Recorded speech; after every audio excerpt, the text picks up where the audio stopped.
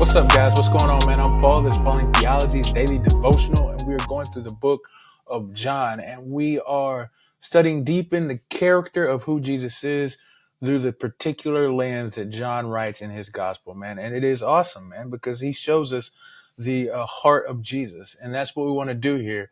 Is we want you to trust in Jesus more. I want to trust in Jesus more, and the way we do that is by understanding and knowing more about the character of our God, about the heart of Jesus. And we want to do that here while we're reading through John. So if it's your first time, glad you're here. Glad you are listening. If you've come and you're a part of this for a while, then man, I'm glad we're continuing in our study.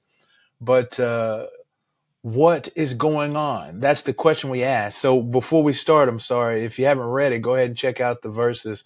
We are in John chapter 11, verse 38 through 40. John chapter 11, 38 through 40. So stop the tape, check it out, see what it has to say, come back, and then we'll answer the 4 questions. If you've already read it, we're going to go ahead and jump in, man. So what's going on in the story? What's happening?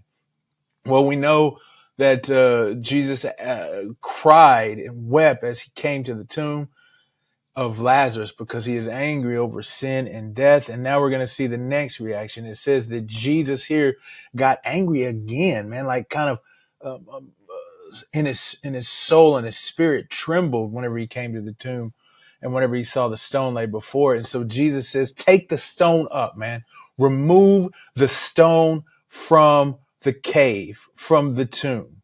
It's funny because he calls it a cave because, or John calls it a cave because the tomb is where dead bodies are that remain there are. But it's a cave now because it's only a cave because the person who was supposed to be dead as a tomb is not going to be dead anymore. That's the beauty of it, man.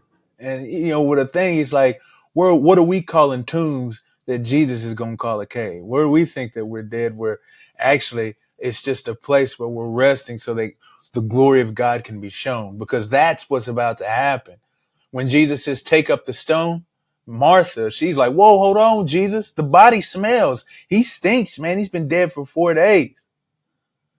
But Jesus says, didn't I tell you? Didn't I say to you that if you believe, you'll see the glory of God? And so he's like, man, this place, this thing, this action, this sadness, man, is not for naught. But this has come about so that God's glory might be manifested. It might be revealed. You might see and you will believe. That's what's happening. So where in your life, you know, that's a little early. We usually don't do that. That's the 4th question. But it's like where in your life do you think it's a tomb when it's only a cave? Because God's going to reveal his glory.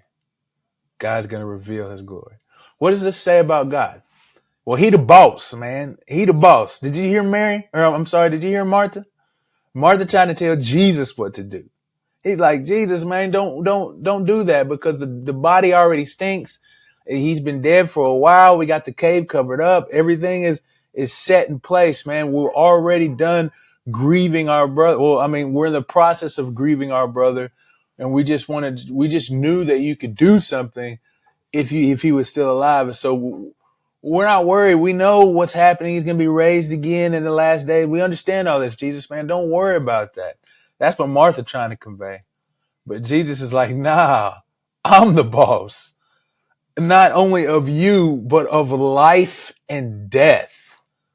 I control all things.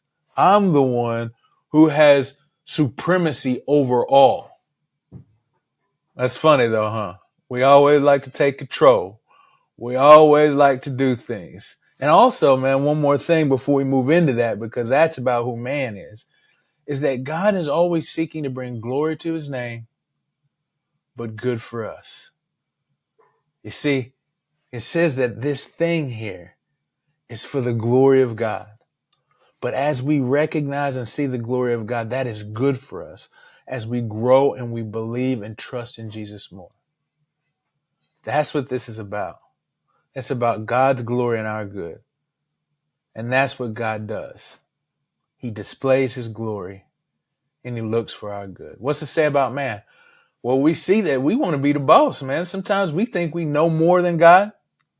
We think that we understand more than God.